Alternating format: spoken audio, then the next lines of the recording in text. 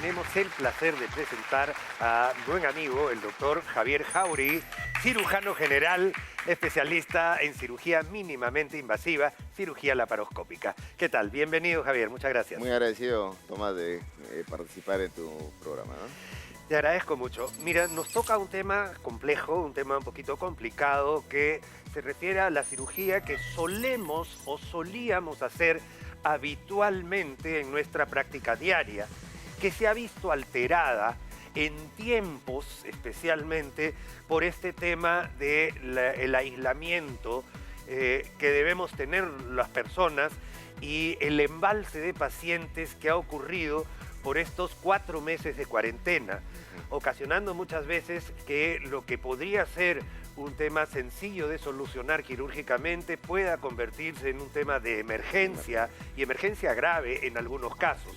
Estamos tocando el tema, señora, de las hernias.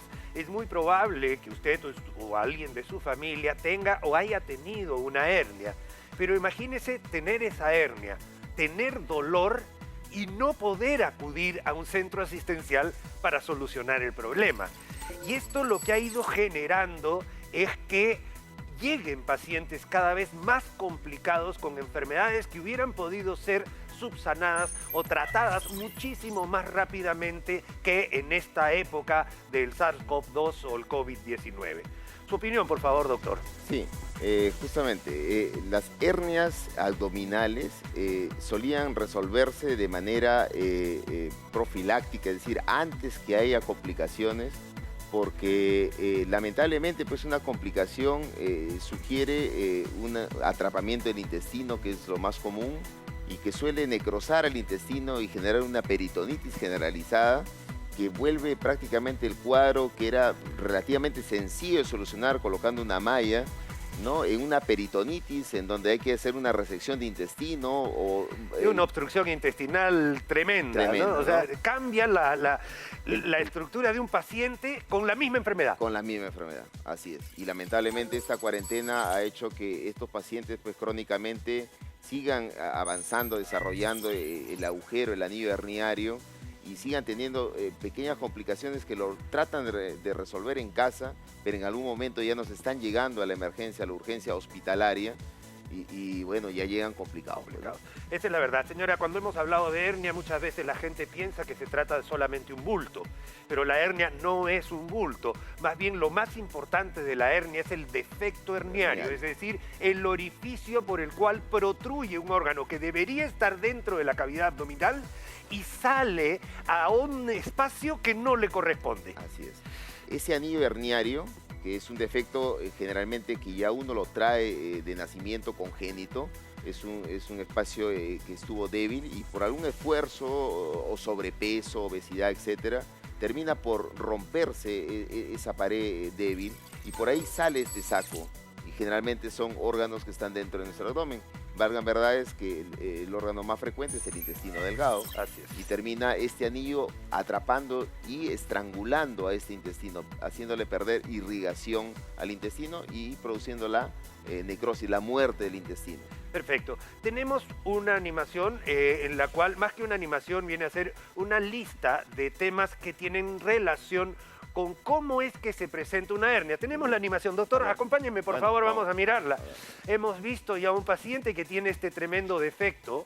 Doctor, nárrenos la cirugía, por favor. Sí. Acá vemos la pérdida de la estructura que es la aponeurosis, y allá vemos la otra estructura blanca, y acá ya se produce un defecto. Este es el anillo, este es el agujero. Por acá es donde todos los intestinos tienden a salir. Aquí ya estamos en la cirugía misma, en donde ya hemos colocado una malla que va a ser el efecto de esta aponeurosis, sellarla nuevamente y evita la salida de los órganos intraabdominales hacia la pared abdominal, y ya no podemos observar el bulto, ¿no? De acuerdo. Doctor, esta es un tipo de hernia, esta es una hernia epigástrica o una hernia umbilical complicada, agrandada, pero existen otro tipo de hernias que son probablemente las más frecuentes, la hernia umbilical, las hernias inguinales. Por el conducto inguinal en los varones, por ejemplo, nosotros de fetitos, cuando estamos dentro del útero, de la barriga de nuestra madre, nuestros testículos se encuentran dentro de la cavidad abdominal. Y al momento de nacer, los testículos descienden descienden a las bolsas escrotales. Ese caminito que hizo el testículo para descender genera una debilidad natural. Y ahí es por ahí, por ese mismo conducto, es por donde se puede desarrollar una hernia inguinal. Así es. Igualmente ahí se correlaciona con el ombligo, en donde nacemos unidos por el cordón umbilical. Este cordón termina por resecarse, se cae y se genera una cicatriz, que también es un defecto, que ya no tiene músculo y por ahí cuando se hace un sobreesfuerzo, pues el intestino apertura. O cuando aumenta la presión intraabdominal. ¿Cuántas veces hemos visto una señora embarazada con su bolita de hernia? Porque tiene el producto de la gestación que está presionando hacia afuera las estructuras. Así es. Básicamente es eso. Ahora, la idea es, yo tengo una premisa, doctor, salvo raras excepciones, hernia diagnosticada, hernia operada. Porque no van a mejorar solas. Así es.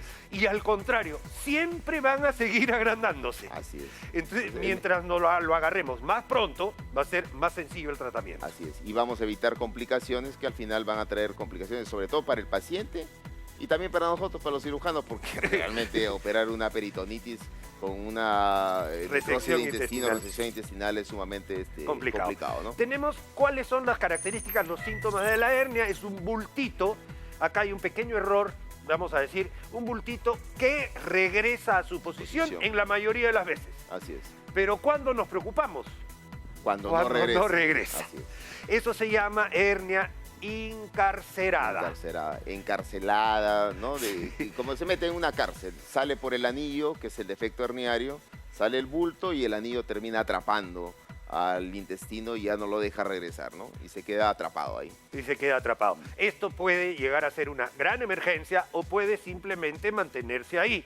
Pero ahí hay un tema, ¿no? Este es uno de los primeros síntomas. Si usted, señora, tiene un bultito que se lo puede acomodar y regresa, bacán. Sí. Pero ese es el mejor momento para operar una hernia. Así es. ¿De acuerdo? Sí. Muy bien. Dolor. Cuando a este bulto se relaciona con un cuadro de dolor abdominal, náuseas y vómitos, ojo, hay que preocuparse. Ahí sí ya estamos en la segunda etapa de complicación. La primera es la que se escribió acá, en donde el bulto, bueno, intentamos regresarlo, no se puede, pero no duele.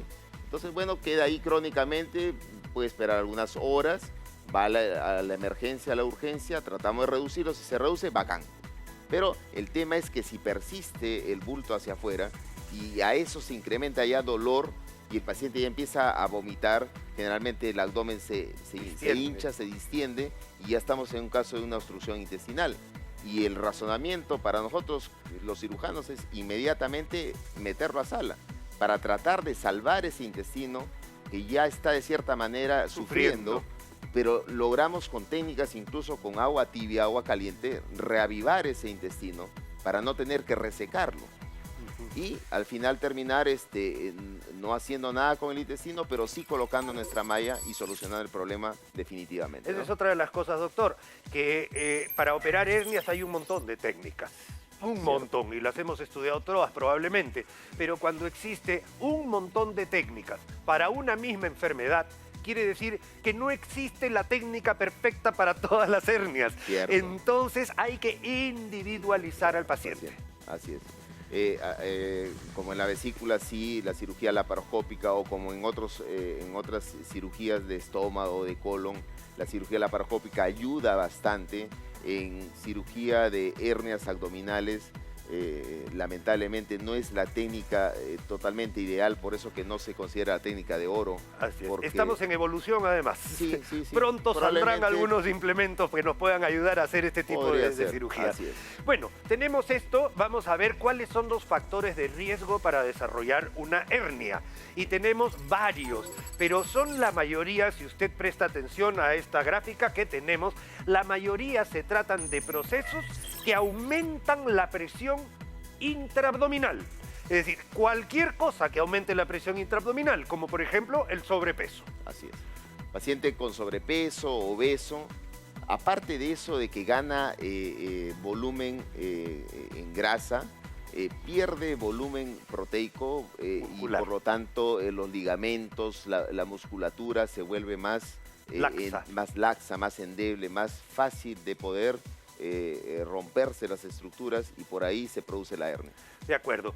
Actividad laboral de alto esfuerzo. Estamos hablando de aquellas personas que están tirando lampa, que están en construcción, cargando bolsas de ladrillo, todo eso. Uno hace un esfuerzo que en realidad está generando aumento de la presión. La tos. O sea, es por dos cosas. Ahí el paciente fumador que tose crónicamente, asociado a que el hecho de fumar también debilita la pared abdominal, también es uno de los factores de riesgo. Ahí, doctor, yo quisiera agregar también el estreñimiento. Acá lo tenemos.